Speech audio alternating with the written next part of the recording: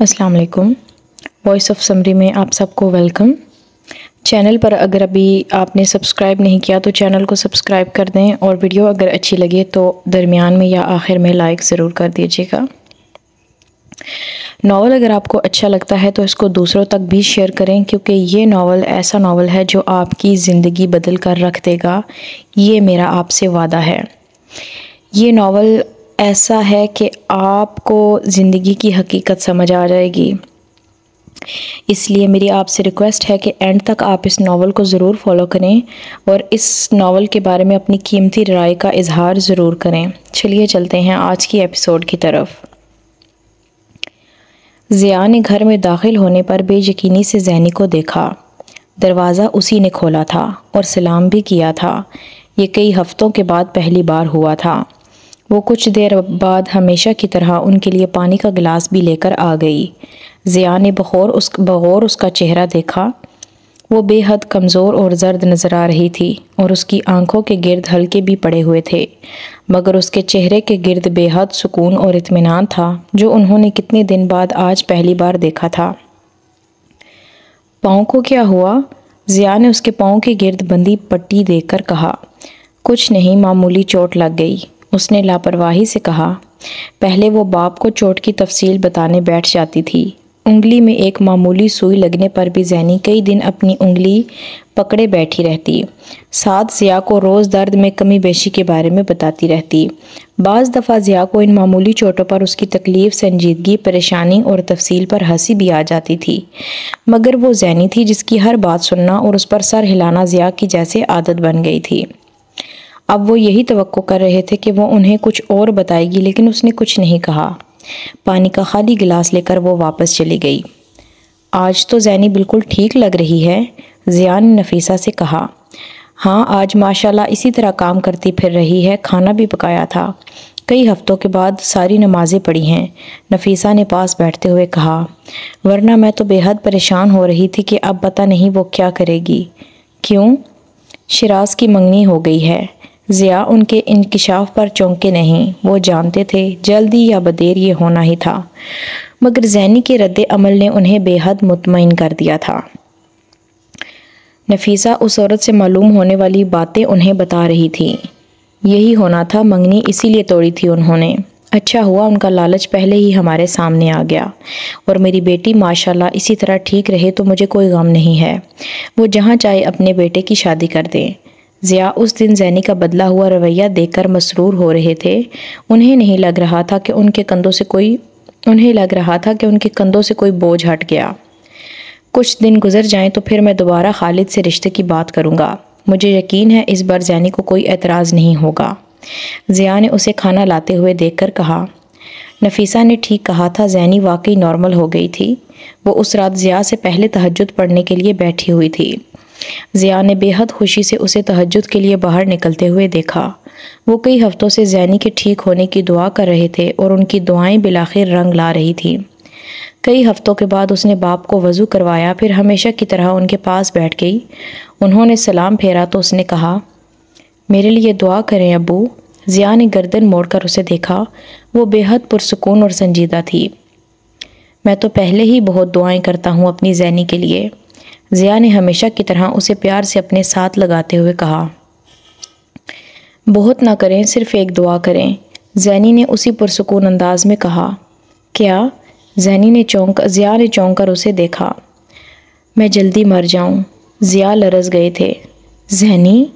नहीं मरूंगी तो आपके लिए बहुत मसला होगा, इसलिए आप दुआ करें कि ज़ैनी जितनी जल्दी मर सकती है मर जाए। वो बेहद पुरसुकून अंदाज में उनके हाथ में एक तस्बीह देकर खड़ी हो गई। वो कुछ ना समझने वाले अंदाज में सर उठाए उसे देखते रहे। एक अजीब सा खौफ उनके अंदर पैदा हुआ था। ज़ैनी कोई गलत काम ना करना। वो खुद भी नहीं जानते थे वो उससे किस गलत काम का कह रहे थे। नहीं अब्बू, कोई गलत काम नहीं करूँगी। अब मैं हर काम बिल्कुल ठीक करूँगी, जैसे कि उसको होना चाहिए, उसने उसी पुरसुकून अंदाज में कहा। फिर अंदर चली गई। ज़िया ने गर्दन मोड़कर उसे अंदर जाते हुए देखा। उन्हें एक अजीब सी बेचैनी हुई थी। रबिया ने खुशगवार हैरत से सुबह सुबह ज़ैनी को कॉलेज जाने के लिए तैयार होते देखा। तुम कॉलेज जा रही हो? हाँ, اس نے مختصر جواب دیا اور بیگ بند کرتے ہوئے اس کی طرف مڑی۔ کچھ پیسے ہیں تمہارے پاس؟ اس نے ربیہ سے پوچھا۔ کتنے؟ جتنے بھی دے سکو دے دو۔ تم کیا کرو گی اتنے پیسوں کا؟ پیسے دینے سے پہلے حساب لے رہی ہو؟ اس نے سنجیدگی سے کہا۔ ربیہ اس کی بات پر قدرے شرمندہ ہو گئی۔ اور آج کالج سے کچھ دیر ہو جائے گی۔ کیوں؟ ربیہ نے اپنے بیگ سے رقم نکالتے ہوئے کہا۔ رمشا کے گھر جاؤں گی۔ زینی نے اس سے پیسے لیے اور کمرے سے باہر نکل گئی۔ فاران نے بے حد حیرت سے اپنے سامنے کھڑی زینب کو دیکھا، پھر یکدم اٹھ کر کھڑا ہو گیا۔ زینب آپ؟ وہ توقع بھی نہیں کر سکتا تھا کہ اندر آنے والی زینب ضیاء ہو سکتی ہے۔ پلیز بیٹھیں۔ زینب کرسی کھینچ کر بیٹھ گئی۔ وہ رمشا سے اس کا ایڈریس لے کر وہاں آئی تھی۔ کیا لیں گی آپ؟ فاران نے انٹرکام کا ریسیور اٹھاتے ہوئے کہا۔ بہت کچھ، وہ مدھم آواز میں بڑبڑائی۔ جی؟ فاران نے اس کی بڑبڑاہٹ سن لی تھی۔ فی الحال کچھ نہیں۔ آپ نے کچھ عرصہ پہلے رمشا کے ذریعے مجھ تک ایک آفر پہنچائی تھی۔ وہ فوراً موضوع پر آ گئی، جس پر آپ نے بہت بری طرح ری ایکٹ کیا تھا۔ فاران نے جتانے والے انداز میں کہا۔ جی، وقت کی بات ہے۔ وہ مسکرائی۔ میں اب وہ آفر قبول کرنا چاہتی ہوں، مگر رمشا نے تو بتایا تھا کہ کچھ عرصے میں آپ کی شادی ہونے والی ہے۔ فاران کو یاد آیا۔ اب نہیں ہو رہی۔ زینی کی مسکراہٹ یکدم غائب ہو گئی۔ ایک بار پھر کہیں ایک ٹیس اٹھی۔ ماڈلنگ کے ذریعے ایک سال میں کتنا پیسہ کما سکتی ہوں میں؟ اس نے فاران کے مزید پوچھنے سے پہلے ہی موضوع بدلا۔ اٹ ڈیپینڈس، مگر مجھے یقین ہے کہ آپ عنقریب ایک سٹار بن جائیں گی۔ آپ میں ایک پوٹینشل ہے۔ مجھے سٹار نہیں بننا، صرف پیسہ کمانا ہے۔ یہ واحد چیز ہے جس میں مجھے دلچسپی ہے۔ اگر آپ کو فوری طور پر ضرورت ہے تو میں آپ کو دے سکتا ہوں، آپ بعد میں مجھے واپس کر دیں۔ آخر کتنا روپیہ چاہیے آپ کو؟ 20,000، لاکھ، 2 لاکھ؟ فاران نے بے حد لاپرواہی سے کندھے جھٹک کر کہا۔ وہ زینب کی مالی حیثیت کے بارے میں جانتا تھا۔ مجھے کروڑوں روپیہ چاہیے، زینب نے اسپاٹ لہجے میں کہا۔ فاران اس کے جملے پر چونکا۔ ماڈلنگ کے ذریعے؟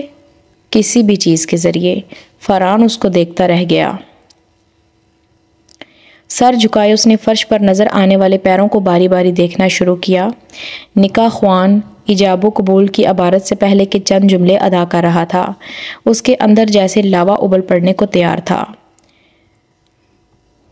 وہ ان لوگوں کے پاؤں تھے جو اس کے وجود کو سیڑھی بنا کر اوپر جانا چاہتے تھے۔ اس کا باپ، ماں، بہنیں۔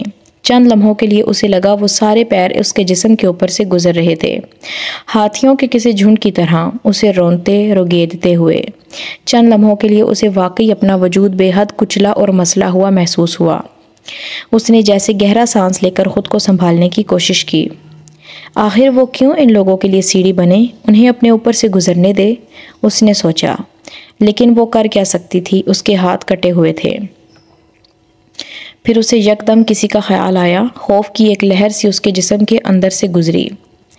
تم نے اگر ہاں کی تو میں خود کو گولی مار لوں گا۔ تمہارے گھر سے تمہاری بارات جائے گی تو میرے گھر سے میرا جنازہ۔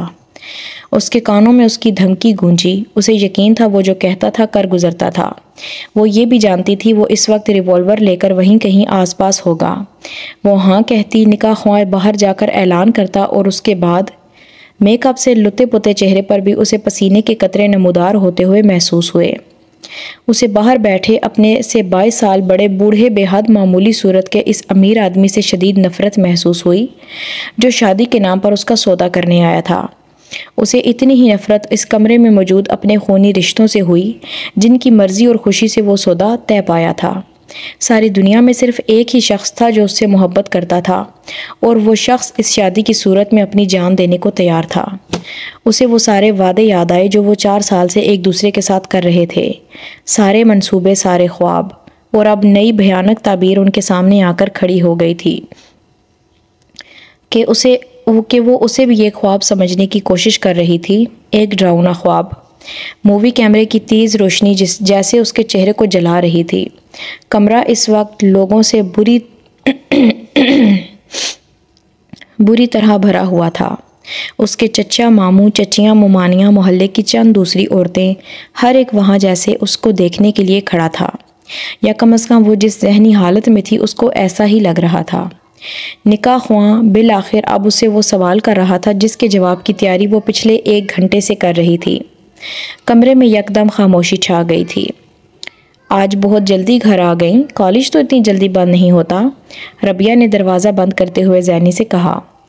ہاں بس آ گئی، اس نے بے حد مبہم جواب دیا اور پھر اندر کمرے کی طرف جانے کے بجائے صحن میں بچھی چرپائی کی طرف آ گئی۔ سونے لگی ہو؟ ربیہ نے اسے چرپائی پر لیٹتے ہوئے دیکھ کر حیرانی سے پوچھا۔ ہاں، زینی نے اس بار بھی اس کی طرف دیکھے بغیر کہا، پھر چرپائی پر چت لیٹ گئی۔ وہ نہ سمجھنے والے انداز میں اس کو دیکھتی رہی۔ زینی چرپائی پر چت لیٹی دیوار پر چڑھی انگور کی بیل کو دیکھ رہی تھی۔ کیا سوچ رہی ہو؟ ربیہ اس کے پاس آ گئی۔ کچھ نہیں، اس نے ربیہ کی طرف دیکھے بغیر جواب دیا۔ رمشا سے ملی؟ ربیہ اس کے پاس چرپائی پر بیٹھ گئی۔ ہاں، وہ بدستور انگور کی بیل کو دیکھتے ہوئے ربیہ کے سوالوں کے جواب دے رہی تھی۔ تمہاری اتنی لمبی غیر حاضری سے تو بہت پریشان ہوئی ہوگی وہ؟ نہیں، وہ خود بھی چھٹی پر تھی، اسلام آباد گئی ہوئی تھی 1 ہفتہ پہلے، دوبارہ کالج جوائن کیا۔ اس نے ویسے بھی اب تو فارغ کرنے والے ہیں 1-2 دن میں، ساری کلاسز نہیں ہو رہی ہیں اب۔ اس کو پتہ ہے تمہارے اور شیراز کے بارے میں؟ ربیہ نے کچھ تامل کے بعد اس سے پوچھا۔ پورے کالج کو پتہ ہے میری منگنی ٹوٹنے کے بارے میں۔ محلے کی جو لڑکیاں کالج پڑھتی ہیں انہوں نے سب کچھ بتایا ہوا ہے وہاں۔ رمشا کو بھی کسی نے بتا دیا تھا۔ کیا بتا دیا تھا؟ یہی کہ میرے منگیتر نے مجھے رنگے ہاتھوں کسی لڑکے کے ساتھ گلی میں پکڑا ہے۔ ربیہ کا دل کٹا۔ اس نے ایسی لاتعلقی سے کہا تھا جیسے وہ اپنے بارے میں نہیں کسی دوسرے کے بارے میں بات کر رہی ہو۔ کسی کو یقین نہیں آیا ہوگا کالج میں ان سب باتوں پر، اور رمشا کو تو بالکل بھی نہیں۔ میں جانتی ہوں سب وہاں تمہیں کتنا پسند کرتے ہیں، اور 4 سال سے دیکھ رہے ہیں سب تمہیں وہاں۔ اس بکواس پر تو کسی نے بھی یقین ہی نہیں کیا ہوگا۔ ربیہ کے لہجے میں بے حد اعتماد تھا۔ زینی نے کوئی جواب نہیں دیا۔ وہ اسی طرح خاموشی سے انگور کی بیل کو دیکھتی رہی جس پر ذہن سے ایک چڑیا اڑ کر جا بیٹھی تھی۔ شاید اسے وہاں کوئی کیڑا نظر آیا تھا اور اب وہ اس کیڑے کو تلاش کرنے کے لیے چونچے مارنے میں مصروف تھی۔ ربیہ کچھ دیر اس کے جواب کی منتظر رہی، لیکن جب اس نے کچھ نہیں کہا تو ربیہ نے جیسے قدرے بے صبری کے ساتھ اس سے دوبارہ پوچھا۔ کیا کہا سب نے؟ کچھ نہیں، اس نے اسی لاتعلقی سے کہا۔ ربیہ نے بے یقینی سے اسے دیکھا۔ کچھ بھی نہیں؟ کسی نے کچھ بھی نہیں کہا؟ زینی کبھی پریشان کالج چلی جاتی تھی تو 100 لوگ اس کو تسلیاں دیتے پھرتے تھے، وہ بھی جو اس کو جانتے تک نہیں ہوتے تھے، اور وہ گھر آ کر بڑے فخریہ انداز میں ربیہ کو یہ سب بتاتی تھی، اور اب اس کی منگنی ٹوٹ گئی تھی اور کسی نے کچھ نہیں کہا۔ یہ ناقابل یقین تھا۔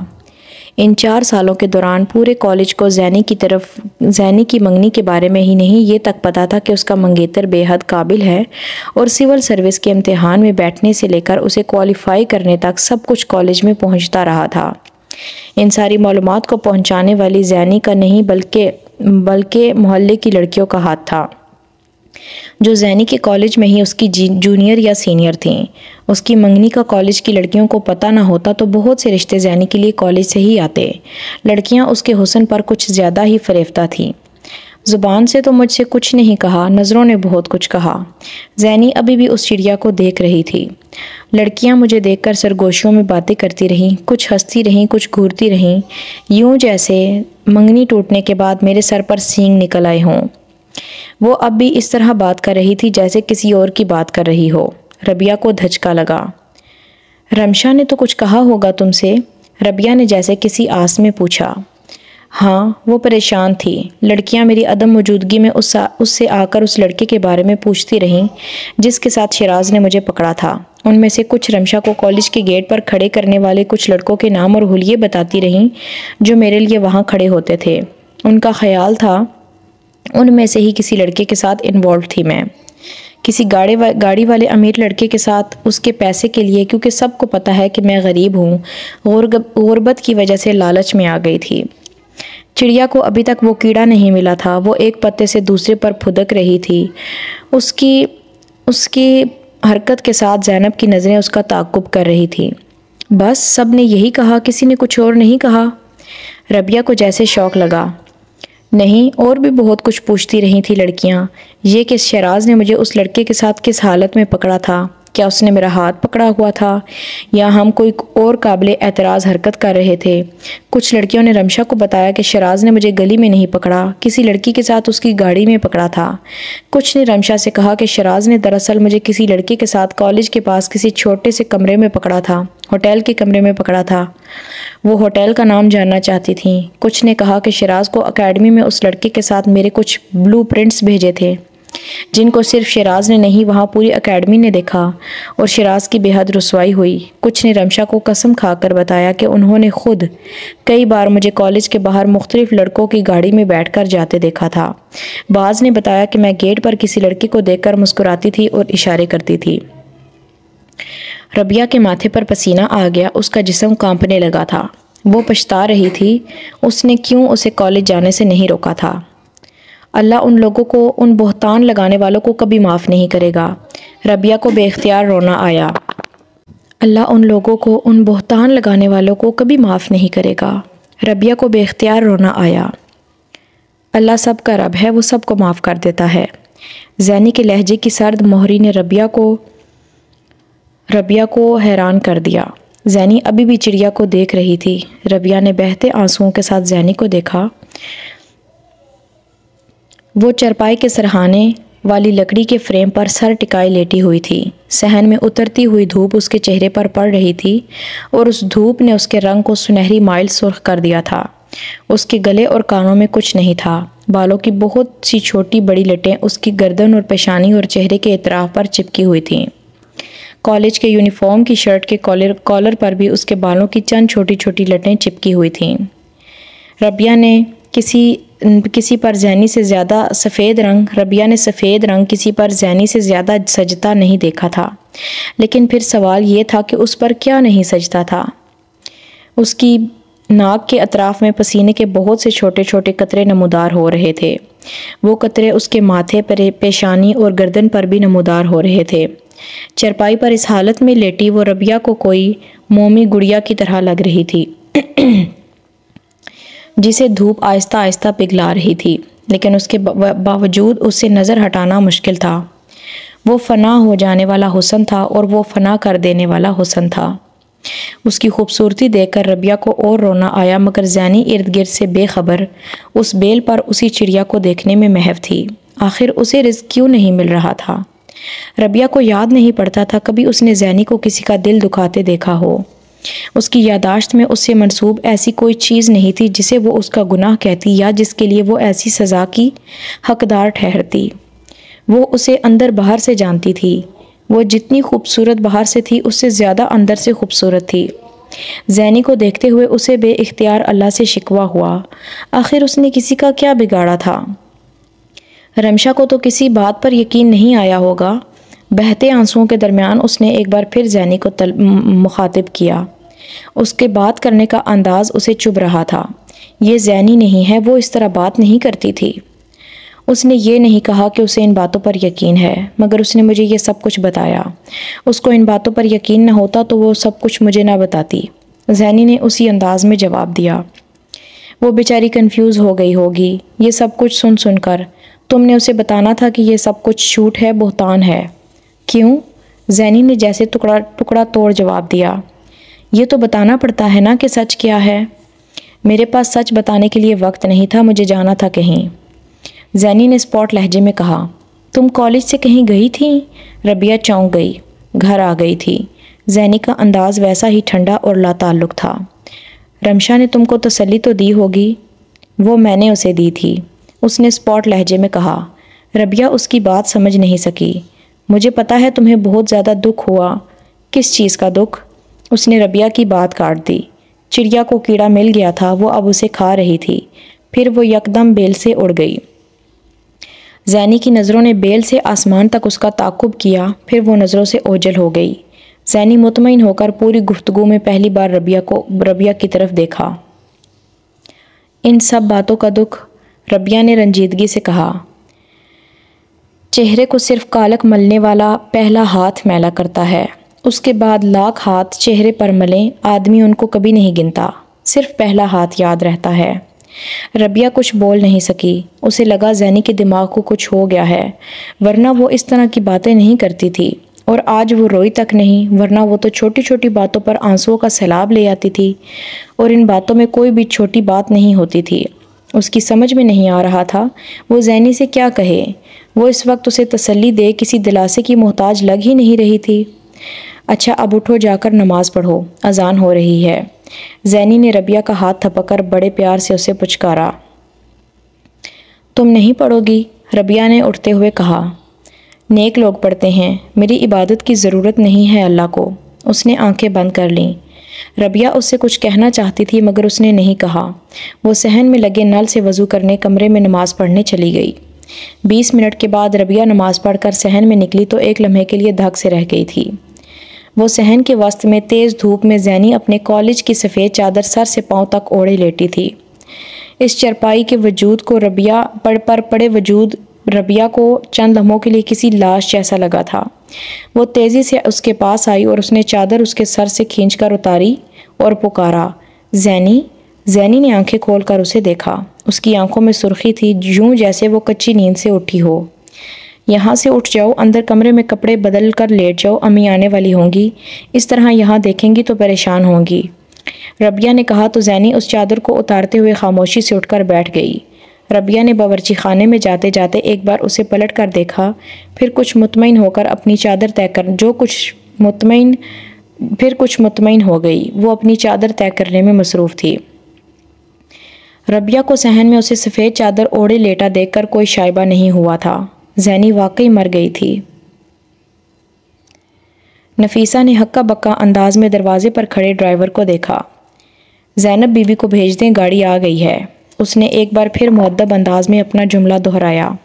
شاید اسے لگا تھا کہ نفیسہ کو اس کی بات سمجھ میں نہیں آئی۔ ابھی تھوڑی دیر پہلے اس نے دروازہ کھٹکھٹایا تھا۔ نفیسہ اس وقت صبح سویرے صحن کے کونے میں دانہ چگنے والی چڑیوں کے لیے دانہ پھینک رہی تھیں۔ انہوں نے دروازہ کھولا۔ کیسی گاڑی؟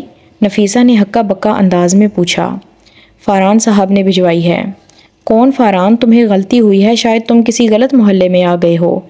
نفیسہ کو یکدم خیال آیا، لیکن اس سے پہلے کہ ڈرائیور کچھ کہتا اس نے ان کے عقب میں نمودار ہوتی زینب کو دیکھ لیا تھا۔ تم باہر بیٹھو، میں آتی ہوں۔ نفیسہ نے یکدم پلٹ کر زینب کو دیکھا جو ڈرائیور سے مخاطب تھی۔ جی اچھا، وہ کہہ کر چلا گیا۔ یہ کس گاڑی کی بات کر رہا تھا؟ کہاں جانا ہے تمہیں؟ نفیسہ نے بے حد پریشان ہو کر زینی سے پوچھا، جو اپنے بیگ میں کچھ ڈالتے ہوئے اسے بند کر رہی تھی۔ کام پر جانا ہے مجھے۔ اس کے انداز میں بلا کا اطمینان تھا۔ کیسا کام؟ تم کو تو کالج جانا تھا۔ نفیسہ پریشان ہوئیں۔ کالج جانا چھوڑ دیا ہے میں نے اور کام شروع کر دیا ہے، زینی نے آگے بڑھتے ہوئے کہا۔ تمہارا دماغ تو خراب نہیں ہو گیا؟ ماں باپ کو پتہ نہیں، ماں باپ سے پوچھا نہیں اور نوکری کرنے لگیں؟ یہ کیسی نوکری ہے؟ کہاں جانا ہے تمہیں؟ نفیسہ نے بے اختیار اپنے سینے پر ہاتھ رکھ کر شوق کے عالم میں کہا۔ سب کچھ آ کر بتاؤں گی، فی الحال تو مجھے دیر ہو رہی ہے۔ اس نے ماں کو نرمی سے صحن کے کھلے دروازے سے ہٹایا اور باہر نکل گئی۔ نفیسہ کو جیسے غش آ گیا تھا۔ وہ کہاں چلی گئی تھی؟ اسے کیا ہو گیا تھا؟ انہوں نے بے اختیار صحن کی دہلیز سے باہر نکل کر دیکھا۔ زینی تیز قدموں کے ساتھ گلی کا موڑ مڑ رہی تھی۔ نفیسہ کو لگا وہ ہمیشہ کے لیے ان کی نظروں سے اوجھل ہو گئی تھی۔ دکھ انسان کو یا تو ریت کی دیوار کی طرح ڈھا دیتا ہے یا چٹان کی طرح کھردرا اور سخت بنا دیتا ہے۔ بہت بار یہ ہوا تھا کہ زینب ضیا ریت کی دیوار کی طرح ڈھے گئی تھی، مگر چٹان کی طرح کھردری پہلی بار بنی تھی۔ ریت شیشہ بن جائے تو ہاتھ لگانے والوں کو اسی طرح زخمی کرتی ہے کہ وہ دوبارہ ہاتھ لگانے سے ڈرتے ہیں۔ شیراز نے زینی کے بارے میں ایک کے سوا سارے اندازے ٹھیک لگائے تھے۔ وہ گھریلو، سلجھی ہوئی، سلیقہ مند، بری طرح اس کے عشق میں گرفتار تھی۔ وہ اس کے ساتھ سوسائٹی میں یا اس سوسائٹی میں نہیں چل سکتی تھی جس کا حصہ بننے کا شیراز خواب دیکھ رہا تھا۔ وہ اپنے ساتھ وہ دولت نہیں لا سکتی تھی جس دولت کے شیراز خواب دیکھتا تھا۔ وہ اس کے ساتھ ان موضوعات پر بحث نہیں کر سکتی تھی جن موضوعات پر شیراز اس سوسائٹی کی عورتوں کے ساتھ بات کر سکتا تھا۔ وہ غریب تھی، جذباتی تھی، کمزور تھی، ڈرپوک تھی، خود اعتماد نہیں تھی، تصورات میں رہنے والی تھی، دوسروں پر انحصار کرنے والی تھی، بات بات پر رو پڑنے والی تھی، لیکن وہ بے وقوف نہیں تھی۔ اس نے کالج میں چاہے اسلامیات اختیاری اور ہوم اکنامکس پڑھی تھی، اس نے ساری عمر چاہے اردو میڈیم میں پڑھا تھا، وہ چاہے شیراز کی طرح امتحانوں میں ٹاپ نہ کرتی رہی تھی، مگر زینب ضیا بہرحال بے وقوف ہرگز نہیں تھی۔ صرف یہ تھا کہ اس کو کبھی اپنی ذہانت کو استعمال کرنے کی ضرورت نہیں پڑی تھی، نہ ہی کبھی ایسا موقع آیا تھا۔ زینب ضیاء نے اگر 4 سال کی منگنی میں شیراز کی فطرت کو نہیں جانا تھا تو یہی فاش غلطی شیراز اکبر نے بھی کی تھی۔ اپنی تمام تر ذہانت اور علم کے دعوے کے باوجود وہ زینب ضیاء کو نہیں جان سکا تھا۔ بال کاٹ دیں اس کے، اتنے لمبے بال ماڈلنگ میں نہیں چلتے۔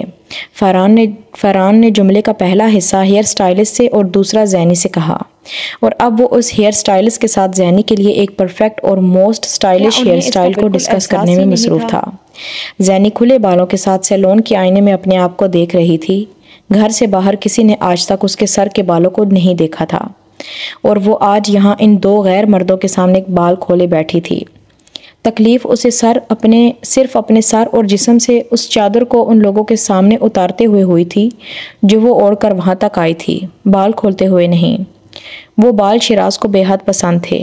پسند نہیں، وہ مرتا تھا ان پر۔ اس نے کلپرز کے ساتھ کٹنے والے بالوں کی اپنی پہلی لٹ آئینے میں ہیئر سٹائلسٹ کے ہاتھ میں دیکھتے ہوئے سوچا۔ اس کے بعد سوچنے کی نوبت نہیں آئی۔ ہیئر سٹائلسٹ کے ہاتھ اب بے حد پروفیشنل انداز میں یکے بعد دیگرے اس کے بالوں کی مختلف لٹوں کو کلپرز کے ساتھ برق رفتاری سے کاٹنے لگے تھے۔ وہ زینب ضیاء کے پورٹ فولیو کے لیے اس کے پہلے شوٹ کی تیاری تھی، جو ایک بڑی ملٹی نیشنل کمپنی کے ایک نئے برانڈ کی کمپین کے لیے ماڈل کے انتخاب کے سلسلے میں فرحان کو پریزنٹیشن کے لیے تیار کرنا تھا۔ کیمرے کی آنکھ سے زینی کو نہ دیکھنے کے باوجود فرحان کو یقین تھا کہ اس کا چہرہ فوٹوجینک تھا۔ صرف فوٹوجینک نہیں بلکہ وہ پچھلے کئی سالوں میں اس کی نظروں میں آنے والا سب سے خوبصورت چہرہ تھا۔ زینی کی زندگی کا پہلا فوٹو شوٹ اس کی زندگی کا بدترین فوٹو شوٹ تھا۔ فرحان کی بے حد کوششوں کے باوجود وہ مسکرا نہیں پا رہی تھی، یا کم از کم اس کی مسکراہٹ فرحان کو مصنوعی لگ رہی تھی۔ آدھا گھنٹہ کی کوشش کے بعد فرحان کو اندازہ ہو گیا تھا کہ زینی کے ساتھ کوئی مسئلہ ہے اور اسے اس مسئلے کو حل کرنا تھا۔ اس نے شوٹنگ روک دی اور وہ اسے لے کر اپنے آفس میں آ گیا۔ وہ جاننا چاہتا تھا کہ کیا وہ کیمرہ کانشیس ہو رہی تھی، وہ نروس تھی، وہ بیمار تھی، یا کوئی اور مسئلہ تھا، کوئی گھریلو جھگڑا، کوئی مالی مسئلہ یا کچھ اور۔ اس کے پاس آنے والی ماڈلز کے ساتھ یہی سب مسئلے ہوتے تھے۔ کافی کے مگ کو ہاتھ میں تھامے اس میں سے اٹھتے دھوئیں کو دیکھتے ہوئے زینی کسی بت کی طرح فرحان کی ہمدردانہ انداز میں کی جانے والی باتوں کو سنتی رہی۔ وہ اسے یہ نہیں بتا سکتی تھی کہ وہ ان میں سے کسی مسئلے کا شکار نہیں تھی، کم از کم اس وقت نہیں۔ اس کا مسئلہ فرحان سمیت وہ 4 مرد تھے جن کے ساتھ وہ شوٹ کروا رہی تھی۔ وہ ان میں سے کسی کی نظروں کو برداشت نہیں کر پا رہی تھی۔ ان میں سے کسی مرد کی نظریں بھی قابل اعتراض نہیں تھیں۔ وہ بالکل پروفیشنل انداز میں اس کے ساتھ کام کر رہے تھے۔ انہوں نے زینی کی خوبصورتی کے حوالے سے تو شاید کچھ سوچا ہوگا، مگر اس کے جسم کے حوالے سے ان کے ذہنوں میں کچھ نہیں آیا ہوگا۔ وہ دن رات ماڈلز کے ساتھ کام کرتے تھے۔ فرحان نے جان بوجھ کر اسے پہلی بار بے حد مہذب لباس میں شوٹ کروانا شروع کیا تھا۔ زینی کے بیک گراؤنڈ سے واقف ہونے کی وجہ سے وہ جانتا تھا کہ ایک دم سے ماڈرن لباس پہن کر کبھی کیمرے کے سامنے کمفرٹیبل نہیں ہو سکتی تھی وہ۔ زینی کا جسم مکمل طور پر ان کپڑوں میں چھپا ہوا تھا۔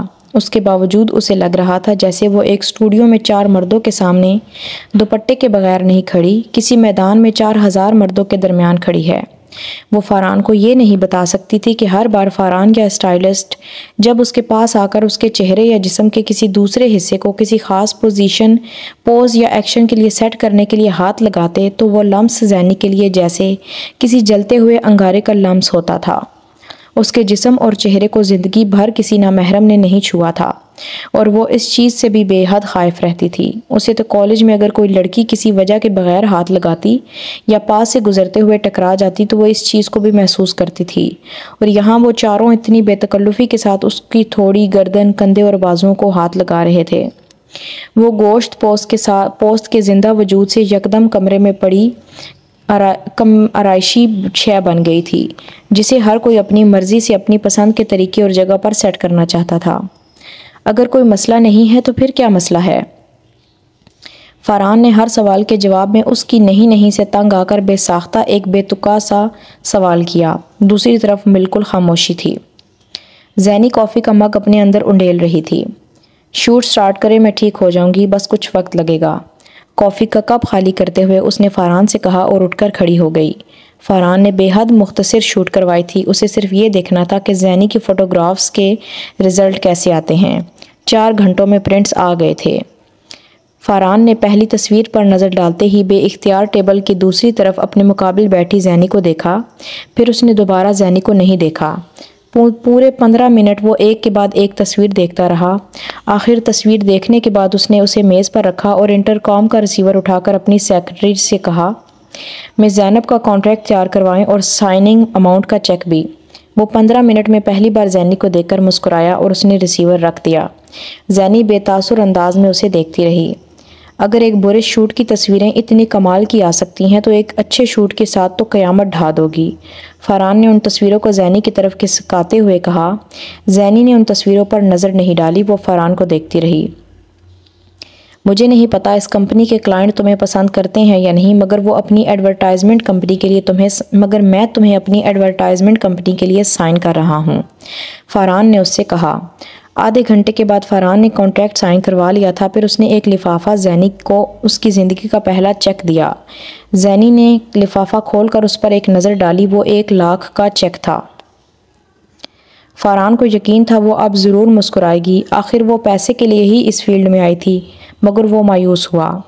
اس نے کسی مسکراہٹ کے بغیر چیک واپس لفافے میں ڈالا اور اسے بیگ میں رکھ لیا۔ 1 لاکھ کا چیک ہے، فاران نے اسے بتانا ضروری سمجھا۔ اسے ایک لمحے کے لیے لگا کہ کہیں زینی نے رقم پڑھنے میں غلطی نہ کی ہو۔ 1 لاکھ کی رقم پر وہ خوشی سے چیختی نہ، مگر کم از کم مسکراتی ضرور، یا کچھ نروس ہی ہو جاتی۔ وہ لوئر مڈل کلاس سے آنے والی ماڈلز کو اس طرح ریئیکٹ کرتے دیکھتا تھا۔ میں نے پڑھ لیا ہے، زینی نے بیگ کی زپ بند کرتے ہوئے اسی بے تاثر چہرے کے ساتھ کہا۔ وہ شام 5 بجے گھر لوٹی تھی اور نفیسہ اور ربیہ ابھی تک بنا کچھ کھائے پیے اس کے انتظار میں بیٹھی ہوئی تھیں۔ نفیسہ کا خیال تھا وہ صبح انہیں نہیں تو ربیہ کو تو ضرور کچھ بتا کر گئی ہوگی، مگر ربیہ کو کچھ پتہ نہیں تھا کہ وہ کس کام سے اور کہاں گئی تھی۔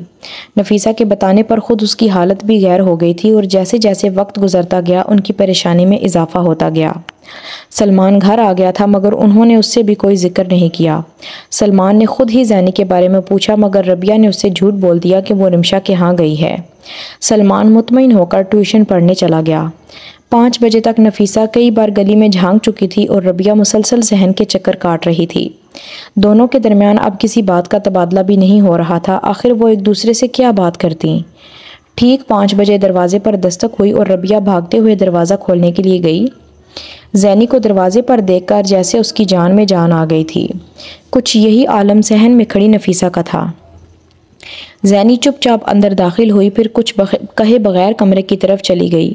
ربیہ اور نفیسہ اس کے پیچھے گئی تھیں اور نفیسہ نے اندر جاتے ہی بے اختیار اپنے سینے پر ہاتھ رکھ لیا تھا۔ زینی چادر اتار کر رکھ رہی تھی اور اس کے سٹیپس میں کٹے ہوئے بال اس کے کندھوں سے نیچے تک جھول رہے تھے۔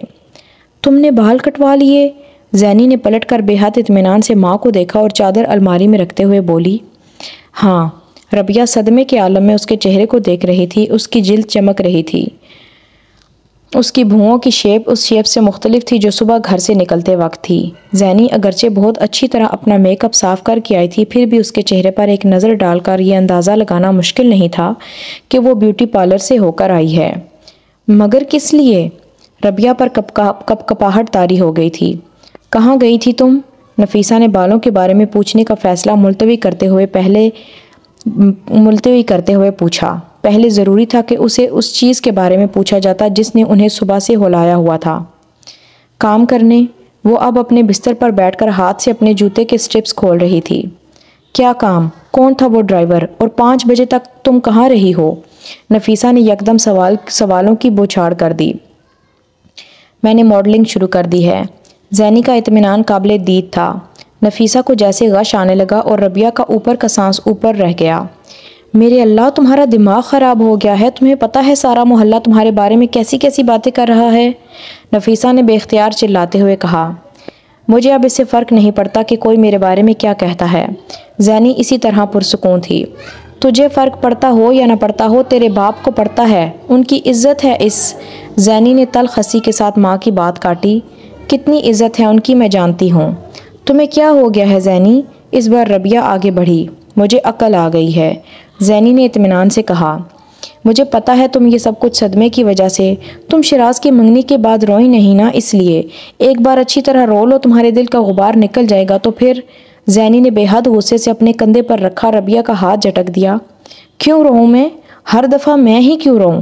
اور میرے دل میں کوئی غبار نہیں ہے جسے نکالنے کے لیے مجھے آنسوؤں کی ضرورت پڑے۔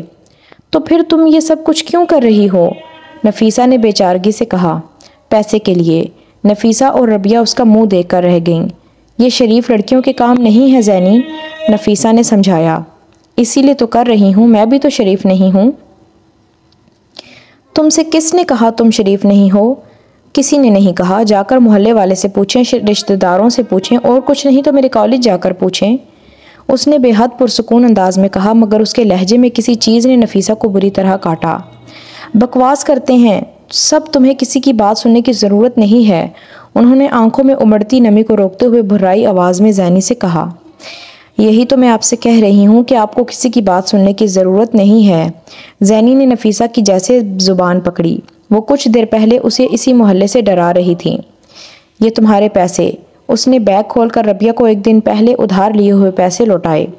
کھانے میں کیا ہے؟ وہ اب یوں ربیہ سے پوچھ رہی تھی جیسے گفتگو ختم ہو گئی تھی۔ ربیہ کو اس کا ذہنی توازن واقعی خراب لگ رہا تھا۔ تمہارے باپ کو پتہ چلے گا تو وہ، اس نے پلٹ کر ماں کی بات کاٹ دی۔ وہ کچھ نہیں کہیں گے، اگر کہیں گے بھی تو میں مجھ سے کہیں گے، میں بات کر لوں گی ان سے۔ کھانا ملے گا یا میں باہر جا کر کھاؤں؟ نفیسہ کو لگا قیامت پہلے نہیں آئی تھی، قیامت اب آنے والی تھی۔ ربیہ اور نفیسہ اسے اس طرح دیکھ رہی تھی جیسے وہ ان دونوں کے لیے بھوت بن گئی ہو۔ زینی چند لمحے ان کے جانے کی منتظر کھڑتی رہی، پھر خود ہی کمرے سے نکل گئی۔ ابو کو بتا دیں امی، اسے وہی روک سکتے ہیں، یہ ہماری بات نہیں مانے گی، ربیہ نے شوق کے عالم میں ماں سے کہا۔ آخر کتنے عذاب اکٹھے کروں میں ان کے لیے؟ کتنے ہفتوں کے بعد وہ پچھلے چند دن سے کچھ سکون میں ہیں، اور اب کیا سوچیں گے وہ؟ میری تو سمجھ میں نہیں آ رہا کہ اس کو ماڈلنگ کا خیال کہاں سے آ گیا، اس نے تو کبھی ٹی وی تک شوق سے نہیں دیکھا۔ رمشا نے کام دلوایا ہوگا اسے، اس نے اس سے کچھ عرصہ پہلے ماڈلنگ کا کہا تھا، ربیہ نے نفیسہ کو بتایا۔ نفیسہ یکدم اب ربیہ پر برسنے لگیں کہ اس نے انہیں اس بارے میں پہلے کیوں نہیں بتایا، ورنہ وہ اس کا اور رمشا کا میل جول ختم کروا دیتی۔